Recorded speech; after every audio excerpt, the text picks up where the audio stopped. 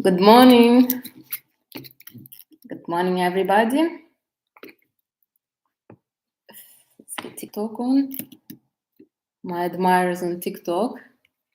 Wouldn't want them to miss me. Okay. Hello, hello. So last time we spoke about how to understand a man based on his natal chart and his natal chart placements.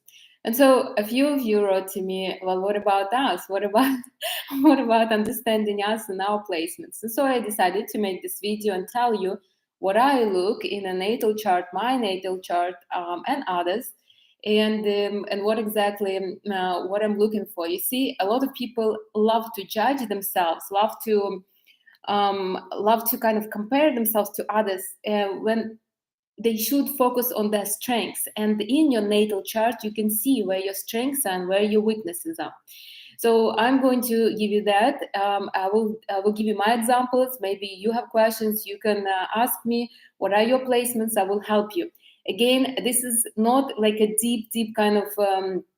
This is what to look out for, so to say. So I get your natal chart. If you don't have it, you can make it in Google. It's free. All you need to ideally would be if you know your time of birth too. So then you will know where your houses are. So if you make yourself a natal chart, if you want, pull it out and let's look at it together. Before we start, though, I want to mention something else. So last time I was talking about man's placements and what I look for and what I not. I wanted to add something else, so I missed it. I would not date a man who has Mars in retrograde. Mars doesn't happen to be, thank you, doesn't happen to be in retrograde always. It happens like once in 2 years or so. But if a man was born with his Mars in retrograde, he will always be more like a slow doer. So if you don't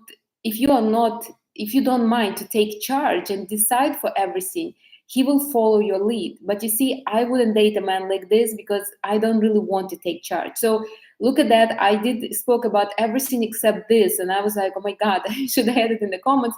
But remember, look whether his Mars is in because Mars is his masculinity. You're choosing the man for his masculinity.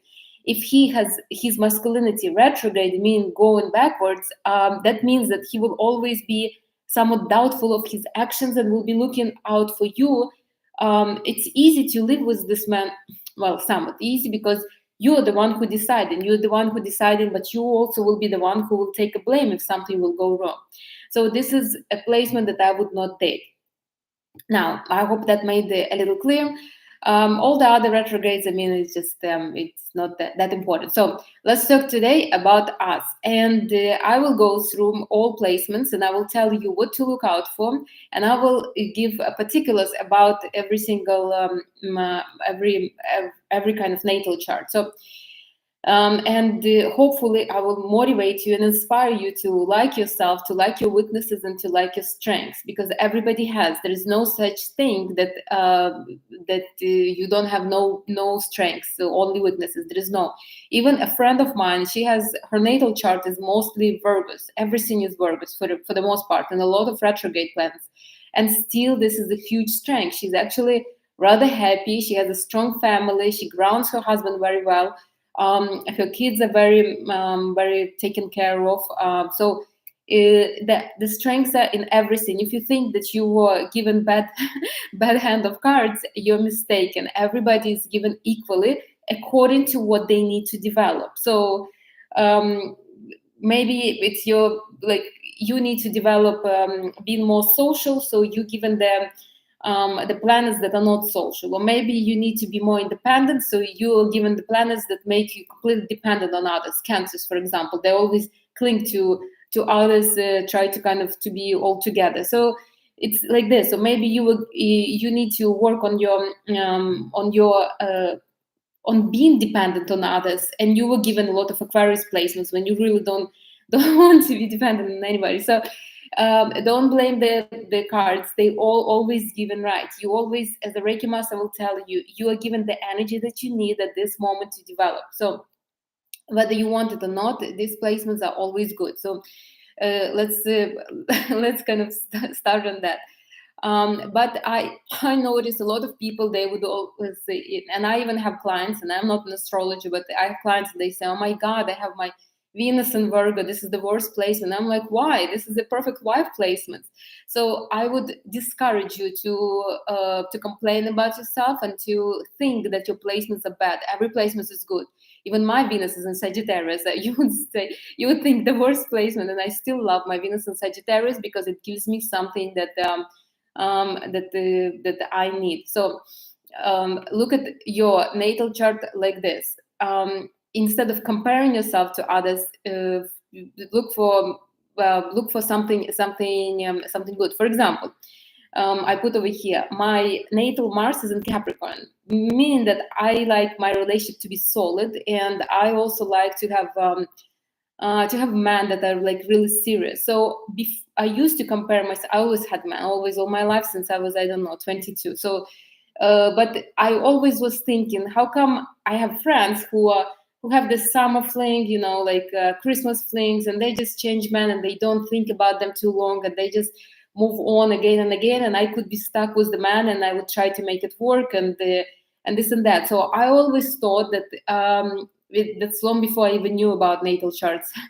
And I always thought that I wish I was like this. I wish I was. But you see, my strength is that I have one deep relationship, maybe once in 2 years, then a whole bunch of little flings. I mean, don't take me wrong. I do flirt a lot and I do have admirers and everything.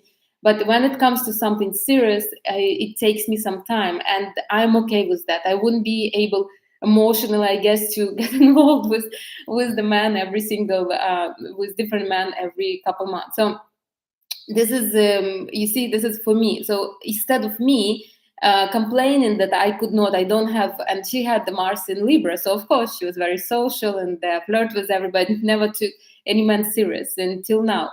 So instead of me envying her, I should have envy myself, because my Mars placement is very strong, the strongest, I would say. So anyways, but this is just an example. So don't always look at why your placements are better than not. So what do I look in the chart? What would I look in my chart? What would I look in somebody else's chart?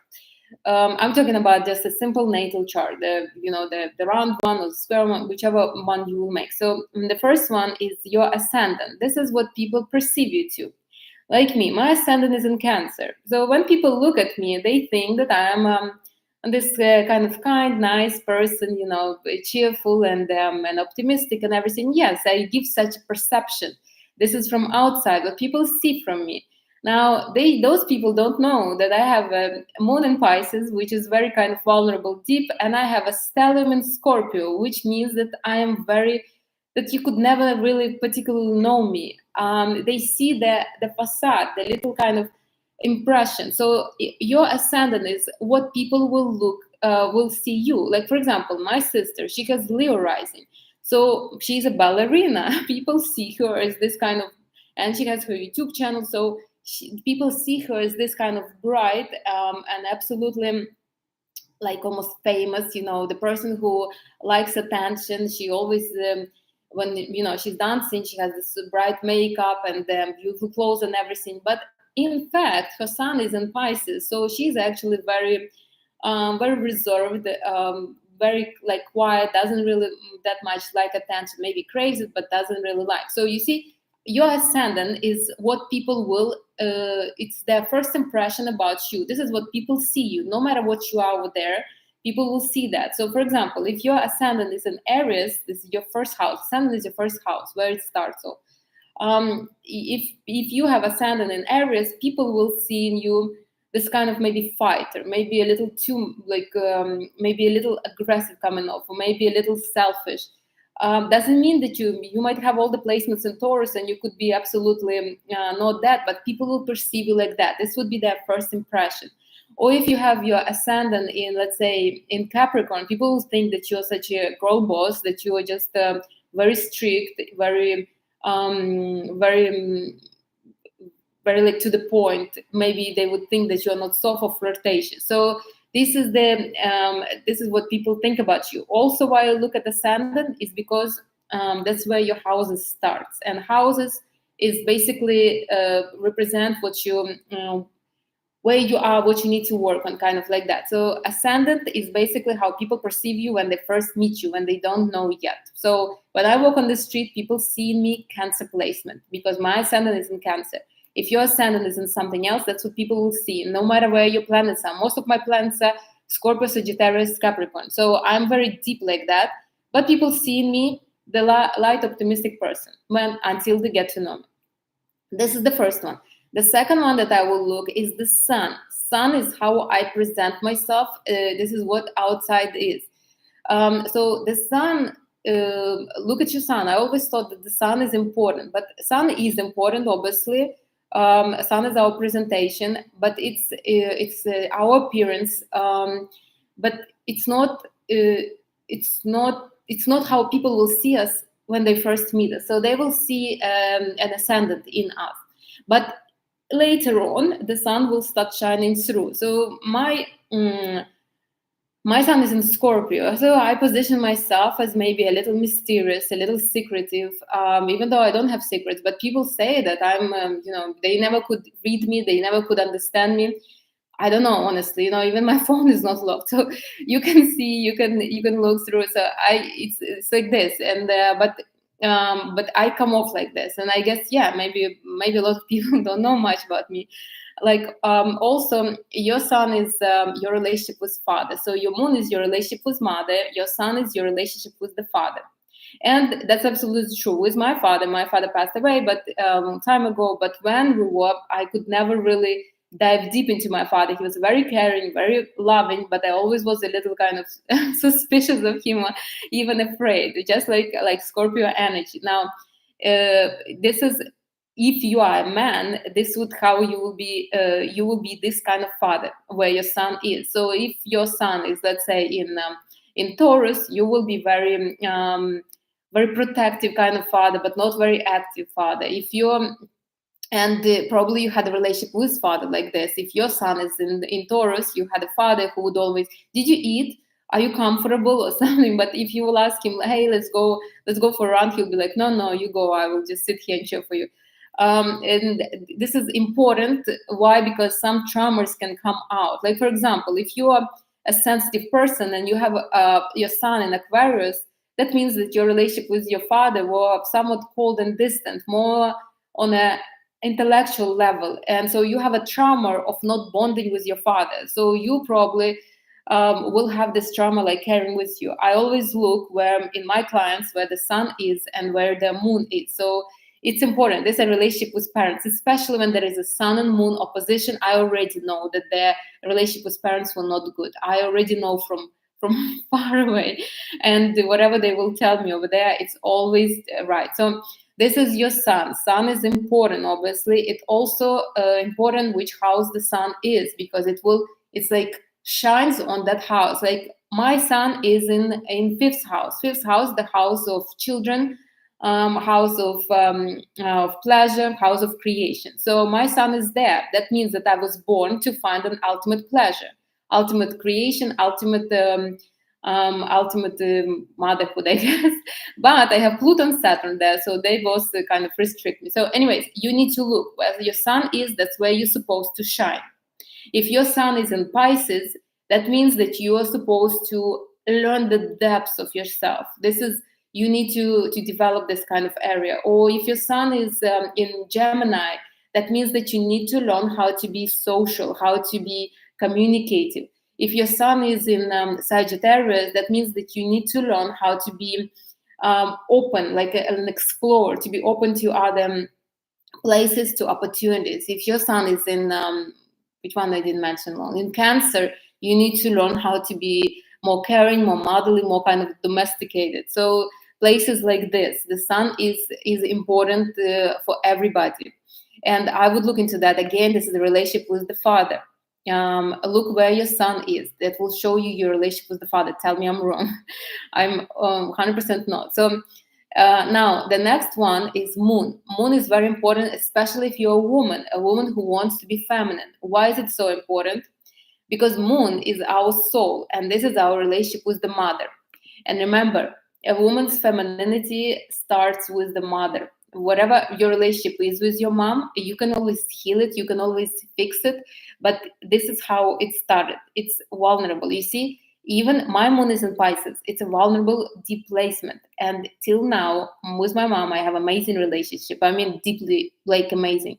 But I still feel very vulnerable with her, and therefore, like, it's very important for me to have kind of soft, um, like, really deep trusting relationship bond with her. You know, I don't like when we disagree, and it's important for me.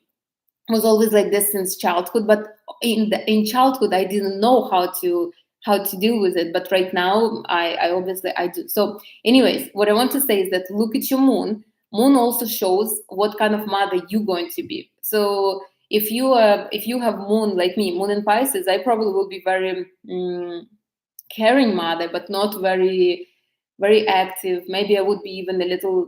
I will teach my children to be delusional for sure, but supportive I would be, but maybe not very grounded. So this is the mother you're going to be. Now, if you have moon, and you can find out by the where your moon is, how many children you will have, and whether you will have children. So, for example, a moon in earth signs, you will have children, and probably have a lot of them, especially if you have moon in Taurus. It's a very productive moon, unless it's somehow hurt by others, for example, hurt by Saturn, or maybe or Pluto. But what I want to say is that moon will show you whether you will be a mother, and what kind of mother you will be, and your relationship with your mother. For a woman who wants to be feminine, it's an important placement, very important. It's also important because this is your soul, this is what you're craving. Like a moon in Sagittarius, you probably don't even want to be a mother, and probably with your mom you don't have such a trust, such a warm kind of feel, like, relationship. Maybe you're more like, maybe your mom is more like for brainstorming. You come and ask her for an advice, and that's it. You don't really need to bond with her, nothing like that. So look at that. These are important placements. Moon in Aries is very independent, doesn't really need this bond with the mother, and will be a good mother, meaning will be a mother friend to her children, more like, will be good to, it will be a fun mom, but not a mom that you can count on. So if you have your moon in Libra, it will be a mom that will be a flirty mom. So mom that will be a very good looking mom and very flirty. So she probably will be divorced in no time and have a lot of boyfriends. So if you look at where your moon is, if you need help, you can ask me. But moon is important for a woman, important for everybody, because it's your soul. This is how you feel, what you crave. But it's especially important if you want to become feminine, if you're looking to become a parent, a mother, in your future. So now this is the second one. So moon. The third one that I will look, the fourth one, is Mars. Now, why is Mars is so important? Mars is like how you act and what kind of man you like. No matter whatever you will tell me, I can tell you without knowing you, based on your natal chart, what kind of man you like. And it happened to me a couple times where my clients like, no, you're absolutely wrong. And I'm like, okay, so tell me what kind of man you like. And so they would like, okay, so I like this kind of man, like a rock star type. So Mars and Leo, obviously. And their Mars is like in Taurus. And then I'm like, well, why don't you socialize with this man? You see, because inside, unconsciously, they don't like. When I was in high school, I liked men who I always like men with Mars and Capricorns. I always like that type of man. Those men who dress nice, who present themselves, who are confident, who are even a little arrogant, I would say. But when I was a teenager, I like men that were very social, that were like heart of the party. I think everybody liked them. But in truth, with those men, I would not have relationship. Yeah, it was flattering that they would pay attention to me because obviously, I was a teenager. But I would never even date them. So this is what it is. Your Mars placement shows what are you looking in man deep. So it's not something that you wouldn't mind. I mean, if right now somebody would come and some famous, I don't know, some star will come and flirt with me, I wouldn't mind. But it doesn't mean I would want to do something with him or her, just because my placement is not exactly there with him. So again, Mars is where how you act, also how you act. So look, if your Mars is in Capricorn, like mine, you're slow to act. You need to calculate everything, to plan everything, then you act. This is another thing that I was always judging myself on. Why couldn't I just act on something? You know, like my friends. I have some friends that are like, come on, let's go, let's buy a ticket and fly somewhere. And I need to think about that. I need to calculate my budget even a little bit. I need to. Here's Venus and Sagittarius that helps me. I need to see whether how my appointments are. You know, I work with people. I can't just pick up and go. And I always thought that, you know, I wish I would be more spontaneous like this, but my actions would never be like this. Why? Because my Mars placement is not my Mars placement is not like this. So if your Mars, let's say, is in Pisces, you will be always more kind of a thinker, a theorist, and a person who acts. If your Mars is in Aquarius, your actions will be based on your ideas. So if you need to clean your apartment, you will hate it with all your heart, because you don't see a point in that. You know, your actions would want to be on something big, something revolutionary, not on clean apartment. You will hate doing routine. Mars in Taurus actually is a good placement for a woman. You will always look for a husband. Mars in Taurus is, you are slow to act. Why? Because Mars in Taurus doesn't like to change. It doesn't like changes much. Likes its comfort, likes its comfort zone, likes where it is, and likes where likes everything the way he's used to. I know a man with Mars and Taurus. He was eating the same thing for breakfast since he was like 5, I think. And he's almost 60 or 70, I'm not sure. So what I want to say, Mars and Taurus is a good placement for a woman. She will be looking for a man who provides her this comfort, this security, and she will not be very like abrupt or active. So Mars and Taurus is amazing. I would say not exactly very active, but it's solid. When you do actions, those actions count. So it's not like if you do something, like you wouldn't do something just because. You will need to make sure that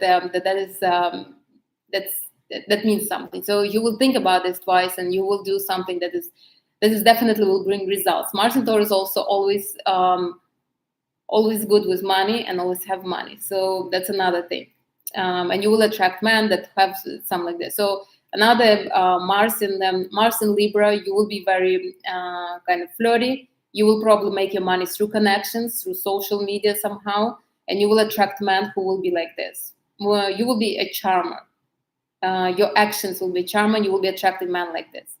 My brother has Mars in Libra. I know. That's how, he comes off as very, very charming when he starts acting or talking. He knows how to kind of to do that. So Mars in Scorpio is deep. A woman with such placements will always look for a man who's almost like needs some kind of almost like a devil. If vampires would be real, you would be looking for one like that. Mars in Cancer, you will be looking for somebody to save. So somebody who you want to be a mommy for. So somebody who will be start complaining about their first wife and how mean she is. That's your man. You will decide, okay, I will take him and I will help him and I will make good of him. Mars in Virgo, practical women, and they will be looking for men like this. They would never go for a man who is broke or would not provide. Mars in Virgo for a woman is a good placement. These are very practical. I wouldn't say gold diggers, but they're really focused on material aspect. And they will never settle for somebody who could not provide them that material aspect. For a man, that's not a very good placement. Usually they're manipulators, but for a woman, it's a really good placement. Which one I didn't mention? Mars in Aries is here and there, so your actions will be all over the place, and you will want a man who will be like that.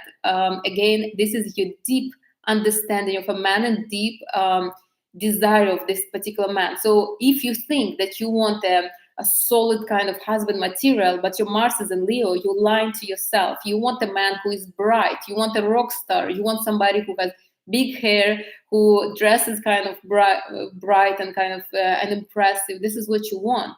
Don't lie to yourself and say that you want a solid man, because you would be bored with a solid man. A solid man who dresses in the same kind of clothes, in the same style for years and years and years will will maybe be okay for in the beginning, because he will give you the grounding, but for the most part you will be bored with him in the next like 2-3 months. So don't go for what society wants you to go for what your energy wants, what you was given this in your natal chart, because that's what you need, what you want. So this is the Mars again is important placement for a woman. These are your actions, remember. So don't blame yourself if you are not jumping on opportunities and doing something because your Mars is in Taurus. I mean, this is just, it's normal. They don't expect that from you. If your Mars would be in, let's say, Sagittarius, you would, okay, you know what, let me finish my life, and then I'm flying to Italy to eat pasta. That would be, that would be Mars in Aries. But Mars in Capricorn will never do that. Mars in Taurus will never do that. Mars in Virgo will never do it. I don't talk even Mars in water sign. They would never do that, never even consider. Maybe dream about it. So don't see what your strength is. Like, I love my Mars in Capricorn. Yes, it's not fast to act, but when I act, I'm solid, I'm consistent with my action. So find where your placements are, and kind of praise them, and then be happy with them. So that's your Mars. All right, so Venus is another placement that I always look. Why? Especially in chart for women. Is Venus is how you love. Not only how you love, but also how your relationship with money. Venus is the planet of beauty, relationships, and money, your personal resources, your money that comes to, from you, from your production. Like, for example, my Venus is in Sagittarius. As much as I love money, Venus in Sagittarius doesn't really care much for money. It's sad to say. So I do make money. Good thing I have Mars in Capricorn. I do save money, but it's never like my solid focus. If I would have Venus in Virgo, I would be like a little like little collector. I would be every single penny I would be saving. So when the Venus is showing how you love and how you will be in your relationship. So if you have Venus in Pisces, for example, you will be, it's a very good placement for Venus, especially if you are a woman. But this is a true feminine woman. You will be sitting, you will be absolutely satisfied with your life, and you will be expecting a man to do any steps. You will not kind of make any actions yourself. Men love women like this. Those women are usually very soft, very kind of floaty like this, very vulnerable, a damsel in distress, but a strong one. So like this, especially if you have a strong Venus placement in Pisces. Or for example, if you have Venus in Gemini, not a very good placement for Venus. Usually you don't want to get too deep. So you're flirting with everybody, you talk in your social butterfly, but when it comes to something serious, you don't really see yourself settling. And I have a couple clients with Venus in Gemini, and they want to have to settle down, but settling down is a stress for them, honestly. And even though they don't admit, I can see that, because as soon as there's something serious appears on the horizon, they start getting nervous. They don't know how to act. They are not sure what to wear, what to speak. So they are good when it's not too serious. And usually that's how they start a relationship. They start a relationship with somebody who they party with, or somebody who they have occasional intimacy with, and then they just grows in. Like my parents, basically, they met. My mom has Venus in Gemini. They met on their mutual vacation.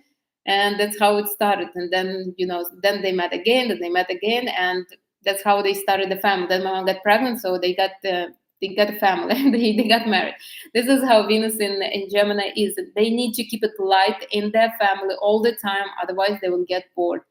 Now, if you have Venus let me go through all of them. Venus in Aries is very independent. So you probably you will be proud for your own kind of accomplishments. You will not expect a man to give you anything. You will, this is a dangerous placement, because you can become a provider in your family. if you have Venus in Aries, watch out for that, because look, at one point you will be just start despising your man for being weak, but who made him weak? You probably did. Venus in Taurus is very good placements. Venus in Taurus is such a queen, very demanding, very high maintenance. Really, even if you live in some kind of trashy area, you still will be the best one in that trashy area. These women are very, like they really know their value, and they always have money. Again, this is also the placement of money, so they will, like, Venus in Aries will probably, the money is not as important for them. Any Venus in fire sign is like money comes, but comes for particular reasons. Like I love traveling, so money comes for my traveling. But Venus and Taurus always will have money because their life is fancy, their life is demanding like that. So they always will have money. They will find men with money, and they will take money from those men. They are the ones who marry and then and they divorce and get a lot of money. So it's a solid placement, good placement, honestly. Venus in Gemini, I already said, like social, doesn't like when it's something heavy. Venus in Cancer is very motherly. Be careful with that. If you have these placements, you can become a mother to everybody around you. Your parents, you will over mother your kids. Your kids will probably live with you till I don't know how old, because how old they are, because you will be this kind of needy mother to them. So be careful with that. Now, if it's clean Cancer, Venus in Cancer, you will be it's a very good placement for a woman, because you will be very feminine. This Venus is very feminine, comes off very feminine, but men love this woman as long as you stay as a woman, not as a mother or as a parent to somebody else. Venus in Leo is very bright. This is a woman that likes the spotlight, and she will always get a spotlight. This woman could compete with her own children. So if you are a mother and you have Venus in Leo, I mean, be kind of careful. It could go two ways. Either she will be extremely proud of her children and will be always pushing them to be better, or she will start unknowingly competing with her children. Again, she would be getting money, but the money will kind of will just go to her to her brightness.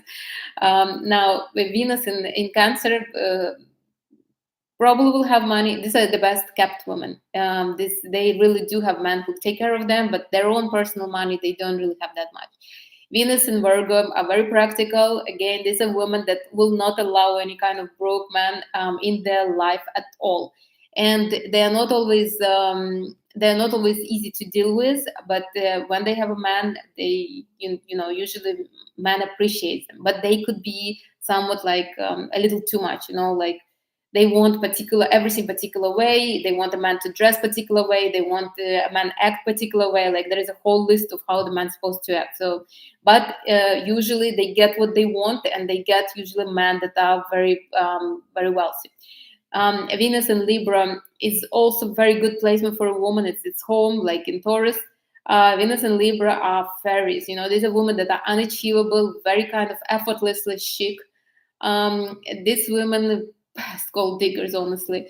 So, and effortless gold diggers. Why? Because they really don't need anybody. They're flirting with everybody. They have a lot of connections. A lot of men know them, and men want to impress them. So they give them, and they really don't even care how men feel. So I admire really this Venus and Libra are amazing placement. Now, Venus and Scorpio is deep, very intimate. Very mysterious, but likes drama. So if you have these placements, watch out for yourself. Don't get into this kind of don't get into being a woman that man cannot stay for too long. So men will love you because you are emotional, deep. They want to kind of explore the depths, but to a point. Even even men have a little patience. So that's Venus in Scorpio. Now, Venus in Sagittarius is here. I am. This is a woman that doesn't like really commitments. And, as a person who's been married 3 times, I can tell you this. Every single time I was married, I was like, why did I do it? Like, right after the ceremony, and I could never do, like, why do I really do it? Like, I like this idea, but like, I don't know, I'm suffocating in any kind of commitment. So, and I love men. I don't know what's the problem. But these women, they love to explore, they love to flirt, they love to be here and there, but commitments is hard for them, and I know quite a few of them. So, and they're all the same. Now, for me, it's a good placement. Why? Because I have a lot of water, so at least this fire keeps me a little bit masculine. But if I wouldn't, I'm not even sure. But I don't tolerate any kind of nonsense. I slept though very fast. I mean, I'm just like that.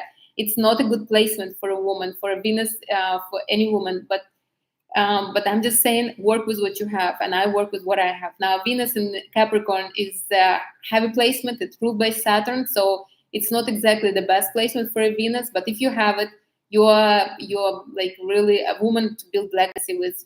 Look for a man who will be like that. Don't even go for Mars and Leo or anything like that. Venus in Aquarius is not a good placement again, but it is what it is. Look, you will get money through some kind of ideas. You will get men that will be like this. And the Venus and Pisces I already mentioned is a good placement. All right, let's speed up because otherwise we'll be here. The next placement, so Venus is important. Now, Mercury is also important. I always look for Mercury in my clients' charts. Why? Because this is how people communicate. So this is important because I need to see how they prefer to communicate. Like Mercury in Aries is not patient communicator. So I'm not going to be given the theory. With my clients with Mercury in Aries, I give them tasks, because I know they don't need to hear like everything that I want to tell them about. They don't really care about it. And I had a client like this, and she basically told me, I don't understand what you tell me. Just tell me what to do and I will do it. And they do, really. So this is important placement for you. You see, if I am my Mercury is in Scorpio, I always look into depths. I like to explore. I like to know the root for everything. But not everybody is like this. If you have, for example, Mercury in Gemini, you're very light. So you grab information here a little bit, here. You don't go into depths anywhere. If you have Mercury in Taurus, your communication is very brief. You don't talk much, and that communication is only what will I have out of it. So if I tell you where we're having lunch, you will talk to me about that. If I will tell you what do you think about this conspiracy theory, you will brush it off and won't even answer me. So, like that. This is important placement because you know how you communicate and what is your love language and how you connect yourself to people, how you study, how you get the process and get the information. Important placement for yourself. So if, for example, you have Mercury in let's say Cancer, and you're not interested in politics, it's normal. You have Mercury in Cancer. You don't need to be interested in politics. You will never be, and that's okay. You're interested in other things. You're interested in about learning how to connect with men, how to be a good mother, how to bake. This is more you. So don't blame yourself for not being interested, for not watching news. Or if you have Mercury in Libra and you sound almost delusional, like too optimistic, and people are like, hey, you need to get back to the earth and to kind of face the problems, and you're like, I don't even want to face the problems. It's normal too, because this is where your Mercury is. Well, this is exactly what you need. You need the optimism in your life. There is a reason why you have Mercury in Libra. So look, this is where you process. This is how you process your information. Look at that. It's the placement is important. Don't beat yourself up that you are not very deep or that you're too deep, because this is what you've been given, and there is a reason for that. You see, I could say that I'm very knowledgeable. Why? Because my Mercury is in Scorpio. I like to kind of look into everything. I'm not going to do some kind of practice unless I know why is it beneficial and what's good will it bring me. And I'm not even going to share that practice until I will check it many times on myself. You see, but there are a lot of people, a lot of bloggers and teachers who just give the information and they never even tried it. So it's, everybody's energy is different. So this is Mercury. So these are personal planets and they're important. Now, what else do I look? And you should look in your natal chart. You need to look where your social planets are. Remember how I told last time? Social planets is between you and the outside world. So it's not really how you connect to people, but more how you connect to the outside world. It's your deeper development, your deeper kind of Uh, Something bigger than you. So it's not just your body, it's outside your body. It's like your upper chakra. So I would look where my Saturn is. Why? Because Saturn is restrictions, responsibilities, limitations, and where you should be disciplined. Like my Saturn is very close to my Sun in Scorpio. So in my fifth house, or house of pleasure. So I need to be very disciplined. If I let myself to be in pleasure all the time, I will lose myself. Now, if you have Saturn maybe in your sixth house, you have to be disciplined with your house or with your routine. If you have Saturn in your relationship house, the seventh house, you have to be disciplined with your relationship. So Saturn will show, and whichever placement it is, how you're going to, what you need to be, what you need to work on constantly. What is going to be, what is like Saturn is a strict parent. This is the area where you always will have to watch out for yourself and work with yourself at all times. You see, it's they just how it is. If you have Saturn in your second house, then you have to be disciplined with your money all the time. If you have Saturn in your first house, it's the house of you have to be disciplined with your appearance, probably with how you present yourself to people. So you probably will be learning manners, good manners, and you will be always need to dress nice, something like that. So or Saturn in your 10th house is the house of career. You will probably have difficulties in your job, and you will have to learn how to discipline yourself in your place of work. Or if you have a Saturn in your 11th house, that's how you have to be strict with yourself and the society. You could not just blurt out anything. You could not just act. You will have to be to watch yourself in that particular setting. Or if you have Saturn in your third house, that's a house of close connection. So with your siblings, you will have to be somewhat strict with your connection to your siblings. In the 12th house, it's your deeper kind of, that's probably the hardest one. So you will always like doubt yourself. You will always have this dark thoughts, but that's what it is. So Saturn is a placement of where you need to limit yourself, of where you will be limited, and you need to overcome it with your discipline. The next placement that I would look for is Jupiter. Jupiter is actually a very good planet. Jupiter is a benefic, so it gives, it expands you. And depending where your Jupiter stands, that's where it will expand you. So, for example, my Jupiter is in the sixth house. In the sixth house is the house of health and the routine. And when I'm looking after my health, so I was naturally given good luck in my health and my routine, and I am good at that when I am when I'm watching it. So Jupiter is expanding what you do. So when I'm really exercising, eating right, watching myself, I'm just glowing. When I'm eating a lot of sugars, a lot of caffeine, a lot of whatever, something not exercising, that Jupiter expands that. So I gain weight like this, I lose weight as well.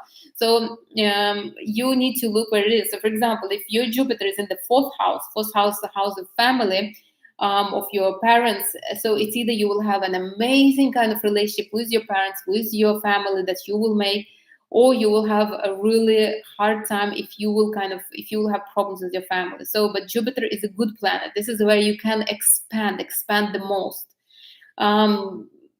I guess I can expand the most in the routine and in my health. So, but if you have Jupiter in the second house, you will always have luck with personal resources, with money, and this what it is. So, all right.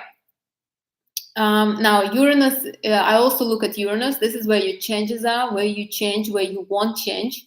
So if your Uranus is in, let's say, in your eighth house, the house of shared resources, maybe you want to change, maybe you want to become wealthy, or maybe you don't want to become wealthy. So it will be abrupt, sudden changes. Maybe you will just decide to leave all your fortune not to your kids but to some kind of charity, or maybe you will get an unexpected inheritance from a person that you don't even know about. But no, Uranus is usually what you do, how you abruptly change something.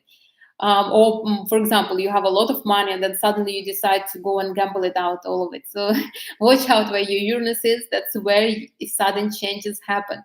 So if you have Uranus in your 7th house, maybe you will be married, and then one day you will wake up and you're like, okay, I'm done with it, and you just divorce the guy and move on to the next one, or just to be single. So these are sudden changes that happen in different houses. Look where it is. I would also look for Neptune. Neptune's are illusion and dreams. It's a good placement. It's a good placement because it's kind of your psychic. Look where it is, though. If a Neptune is, for example, in Aries, it's not a good placement for Neptune. It's like Aries is very about controlling everything and doing itself, and Neptune is almost like put a cloud on it. So it's not a very good placement. You definitely will not be delusional. Manifesting will be hard for you. But if you have Neptune, let's say in Pisces, amazing placement. I mean, just make sure don't fly too far. My Neptune is in Sagittarius, I guess, and also not a very good placement. So it is what it is. But Neptune is interesting because it shows how you think. So it shows not exactly how you think, but what do you think about the world that we don't see. So if, for example, somebody has Neptune in Virgo, I know that they don't much believe in whatever they don't see. They're more practical people like that. All right, the next one is that I would look at is Pluto. Pluto, everybody who were born around my time, our generation, millennials, we all have Pluto in Scorpio. Pluto is a transformation. This is where you transform yourself. So we all have Pluto in Scorpio, my generation. If you're younger, then you probably have Pluto in Sagittarius or Capricorn. If you're older, then you probably had Pluto in Virgo or Libra. But this is Pluto is deep, and this is where you can really transform your power. This is where you kind of reborn yourself. My Pluto is in where my sun is, in my pleasure house. So I could really, if I work with myself, I can really find pleasure in some of me. And at one point I did. I basically realized that I can generate the pleasure, and I really don't need anybody else to give that pleasure to me. Now, Pluto is like a heavy kind of burden on, you would think, on that particular house, if you learn how to do it, how to work with it. Pluto is a heavy planet. But again, just like a Saturn, if you are dedicated to the cause, you will be able to achieve something.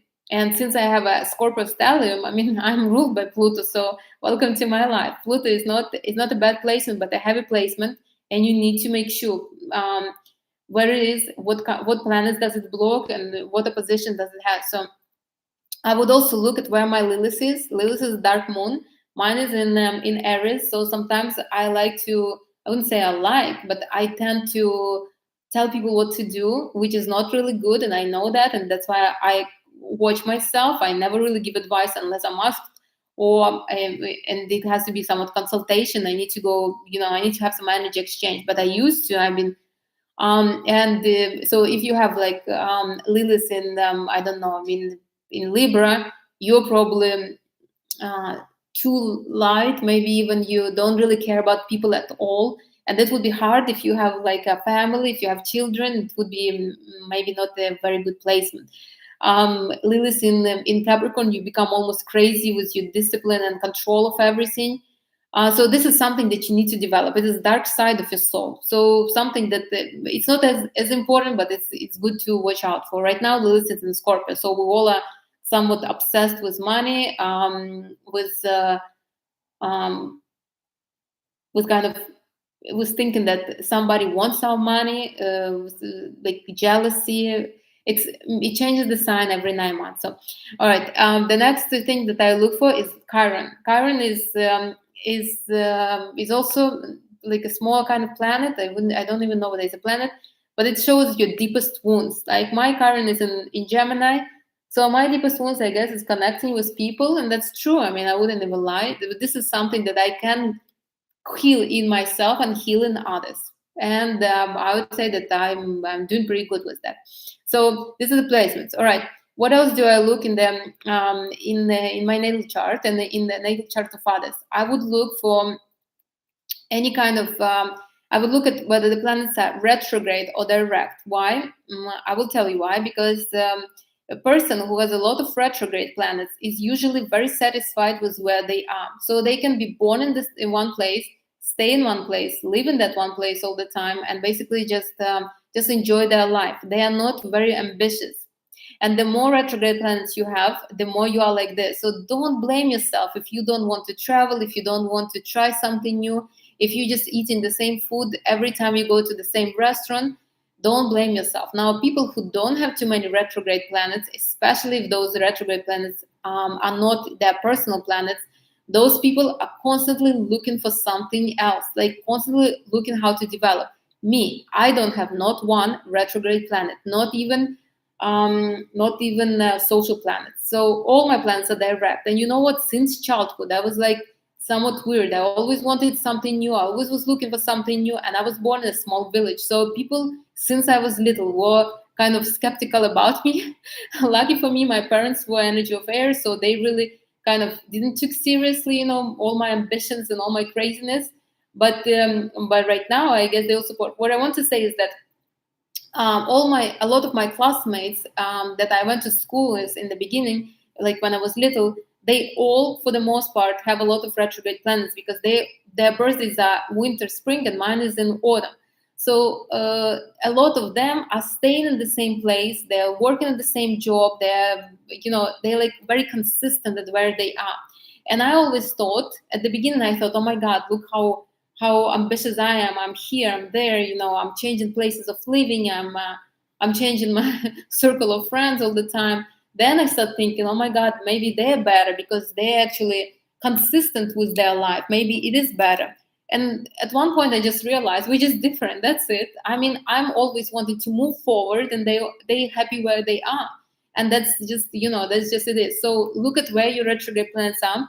And if you have a lot of retrogrades and you don't want to travel to try something new, this is just okay for you. It's as long as you are happy. So I would look at that. What else I would look? I would also look where the stelliums are. Stelliums is where 3 or more planets are in one sign. Usually, all kind of those planets are those houses are influenced and need to be worked on. Like I have Scorpio and Sagittarius, a lot of placements in there, and in Capricorn some too. So this is the houses that I need to work on, 5th and 6th. My house of pleasure and my house of health and routines, my whole life, I guess. And doesn't mean that other houses are not important. They are important, but they are not as influenced. So they're different. So this is what I would also look. What else would I look? I also would look at the. So if you look at your chart, it's round like this. Usually, not usually, but quite often, you have all your placements in the 3 neighboring signs like this, right? So it's usually like this. But people who have placements all over the chart are usually having much brighter lives. Now, those could be also dangerous. So it's sometimes they have bright lives, but not very long lives. Depending on placements again, but I would look into that because people who have placements only like in the 3 kind of signs, their lives are quieter. They're happy with not as much activity, and usually they're more. And usually this is the people they attract in their lives. Like my clients, I look at their chart sometimes, and they attract men, women, everybody in their lives like this. So I would look into that. If you are anxious and constantly, today you are a painter, tomorrow you are a banker, and like you are all over the place in your life, that means that probably the placements are all over the place and they're just normal for you. So I would look into that as well. What else would I look? I would also look at them at the oppositions, squares, and conjunctions. Now, oppositions is 2 planets that are opposite from each other. So if you have Mars and Venus oppositions, your masculinity and femininity is fighting. Your Sun and Moon opposition is your soul, and your outside is fighting. If you have an opposition, let's say Saturn and Moon, that means that your Moon will be blocked somewhat by your Saturn. So you will have restrictions when it comes to your soul. So, for example, you like solitude, but you have to take care of somebody, so there is never solitude. I would look at the oppositions. Oppositions shows where your struggles are in life. I would also look at your North Node, South Node. North Node is where you're moving in life. So what your soul wants, what's your ultimate purpose in life. So the squares is also blocks, but not as strong. I would also look at conjunctions. For example, if you have a Venus and it conjunct is 3 degrees next to each other, like up to 3 degrees. So if you have Mars on the like let's say 11 degrees Scorpio, and then you have Sun 12 degrees or 13 degrees Scorpio, they're conjunct, so they're together.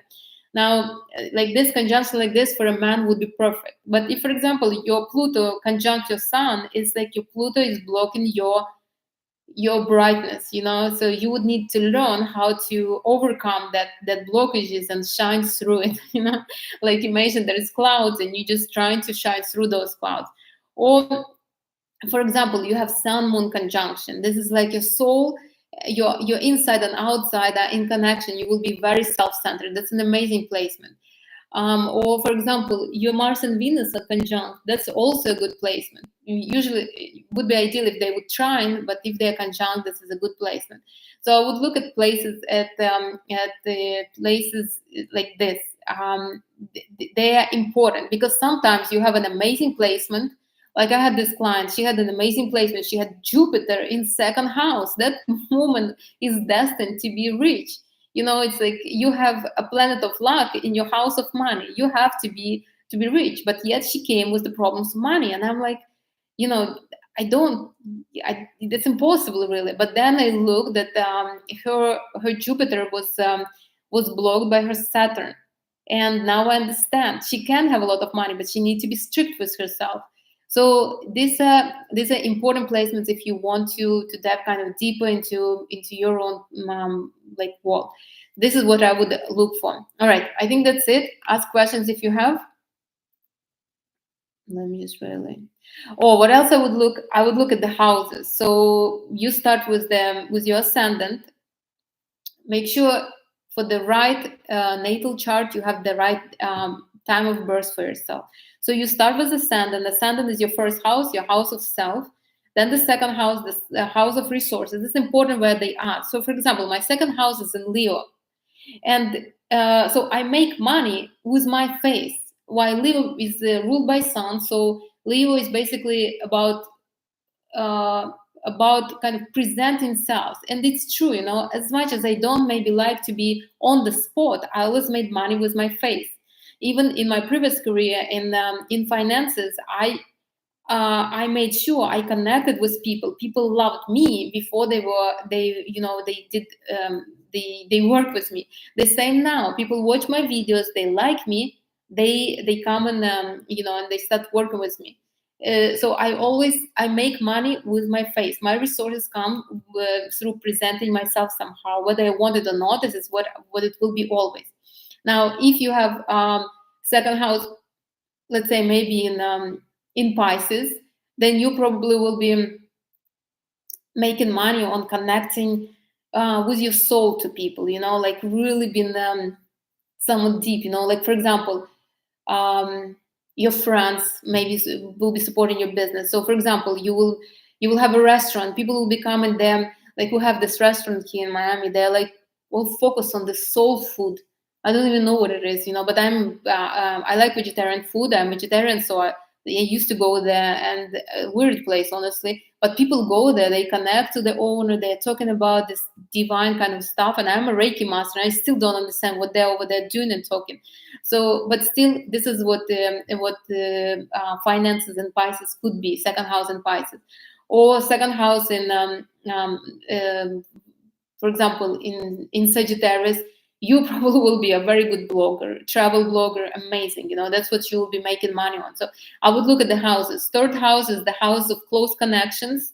These are people that will be important in your life, people that will bring something to you in your life. Like, for example, most of my referrals come from Virgos. Why? Because I have second house in Virgo, third house in Virgo. So Virgos really give a lot of like referrals to me. This is the people that are bringing me. Hi, Helena. Now, what else? Fourth house is your house of kind of connecting with parents, your family.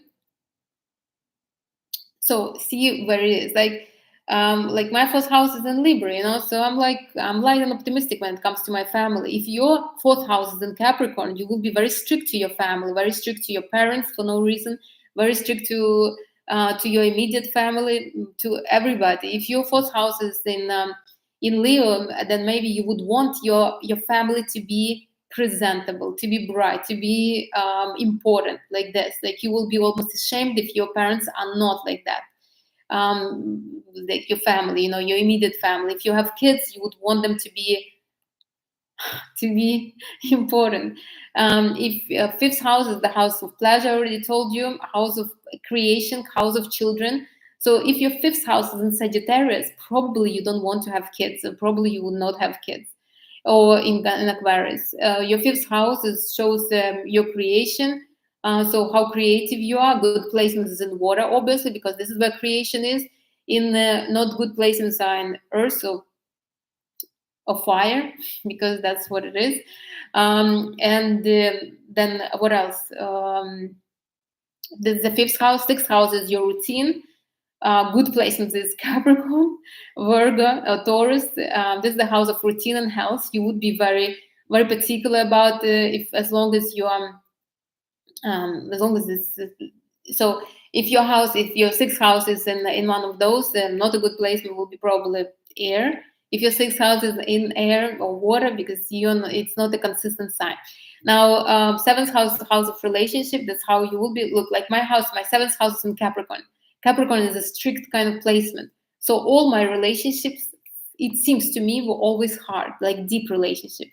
I always had to put work in to keep them afloat.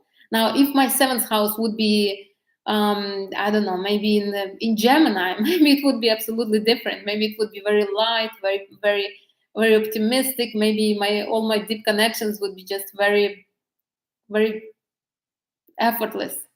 Now, or if your seventh house is in, let's say, in Scorpio, maybe your relationships are very deep and almost dark, you know, like vengeful, and the relationship. So if the eighth house, the house of shared resources, of burn, of birth and rebirth, and death, and like deep stuff like that.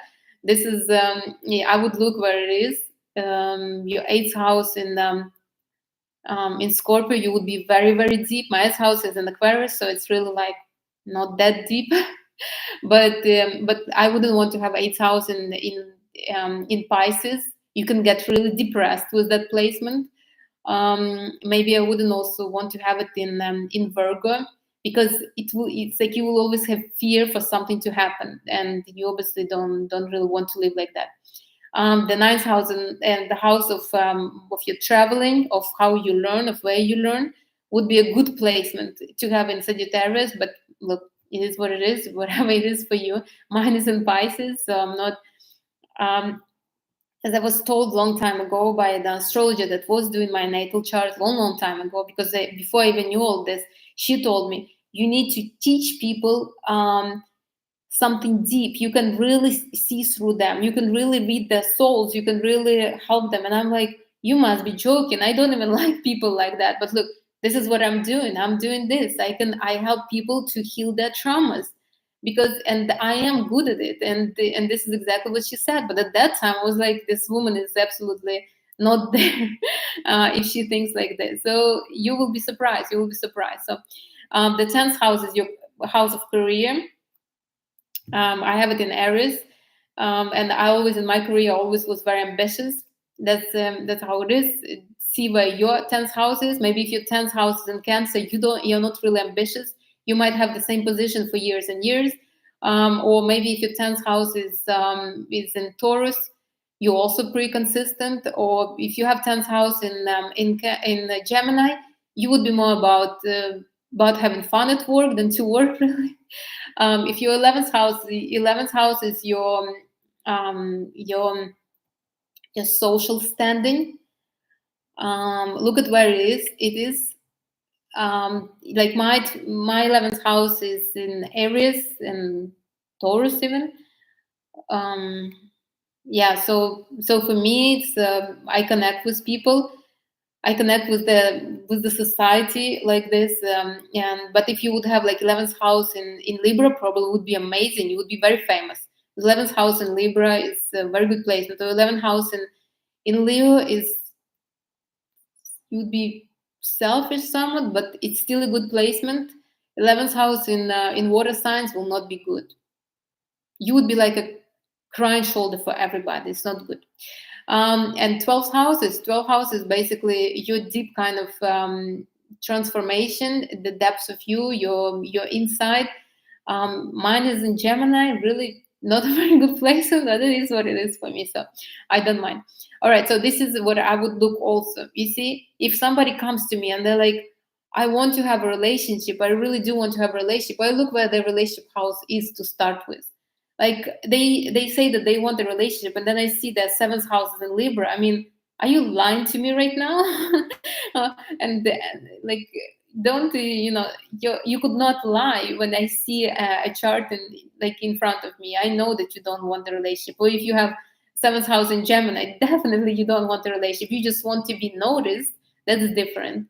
Or if somebody comes to me and asks me for and say that they need to have more money, I look at the second and eighth house, obviously, and then I see whether there is anything that blocks or not blocks. But if the second house is in Leo, Sagittarius, or Aries, I tell them, you have money, you just don't know how to save them. That's different.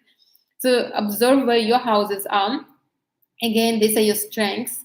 All your placements are strengths. There is no weak placements, none of them, not one of them. And I thought that there are, but if you will look deeper, they all kind of help each other. You see, like I have a lot of water in me. So my Mars in Capricorn grounds me. Otherwise, what will I be? I will be a puddle that will dry out very fast. Now, and I have Venus and Sagittarius that stands up for me in the relationship. Otherwise, men will take advantage of me. But with Venus and Sagittarius, they don't have a chance really to take advantage. I lash the fire very fast. So it helps. You see, it helps to balance your overall chart. Now, if you have like a lot of placements, you think in air and you could not ground yourself, well, maybe that's what you need. Maybe you will be attracting people that will be grounding you. Or if you have, usually everybody has two dominant energies, like fire, water, or earth, or air. And if you have only one dominant energy, maybe you need to expand and develop all the rest. Or if you have all four energies, then you just need to develop all of them. You need to make sure that all of them are clean, so you will you will be this well-rounded person. Again, there are no bad placements, whatever you will tell me, because I have some clients and they're like, oh, I have this bad placement. No, there is no bad placements. No, all of them are really good for you, for your ultimate goal, for your purpose. And your purpose is your North Node. Look where your North Node is. My North Node is in Taurus. So I came with my South Node is in Scorpio. So I came with managing other people's money my goal is to create security for me, not look for security in others like this. And this is my ultimate goal throughout my life. I wouldn't lie to it. I used to look in men for security. My father's energy of air passed away very early, like you would say. I mean, the worst, not a very good luck. But I understand this is my soul's purpose. I need to find security in me, not in other people. I used to date men looking for security in them. And only when I created security for me, I started attracting men that create security for me, you see? So look what your ultimate goal is, and then all the other placements are basically helping you with that ultimate goal. So if you have North Node in your in Cancer, you need to connect to people. You need to be with people. You need to be caring more about people. This is your ultimate goal. You probably have South Node in Capricorn. That means that you're very independent. You're only counting on yourself, but you need to learn different. Or if you have North Node in Leo, you need to learn how to shine through everything. You need to learn how to become popular. You want it. This is what your soul came to teach you, and all the placements will help you with that. If you have North Node in Aquarius, I never really met a person like this, but with North Node in Aquarius, you need to almost be an idealist for the society, somebody who brings new ideas, somebody who revolutionize kind of the space around them, not necessarily the whole society, maybe the family. maybe maybe it's somebody who will do something for the first time in the family. So it's like this is what you came here to learn. Or if you have North Node in Pisces, maybe you need to kind of dive deep inside yourself and not be afraid to be by yourself with your own traumas and fears.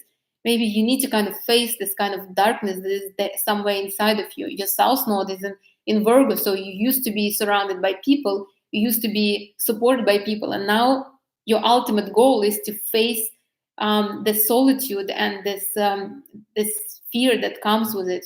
So we all were born with a particular goal.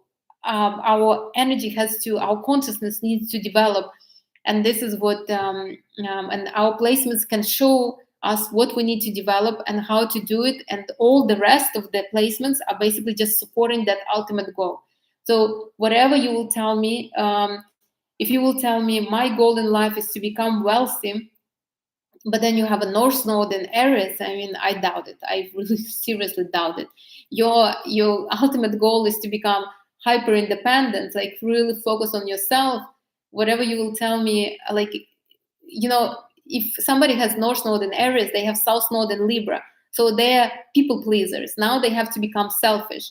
Money has nothing to do with it, really. You just need to become focus on yourself and tell people to back off a little bit.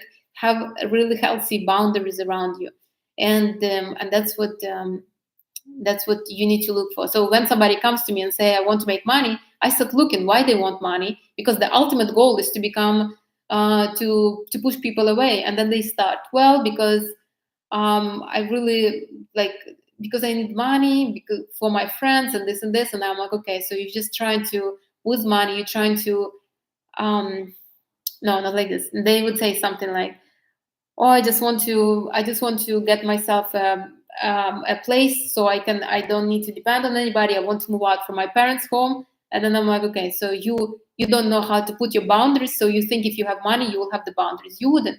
You need to still work on your boundaries. Money has nothing to do with it. This is not the ultimate goal. The ultimate goal is to become your own person. All right, that's it. If you don't have questions, let me know. If you do, you can send them to me. I couldn't go through every placement because it would be too much, but I hope I gave you the scoop. I hope you can look at your natal chart, find your strengths, find your weaknesses, and work with them. Again, there is no weaknesses. There is only placements that help you to develop.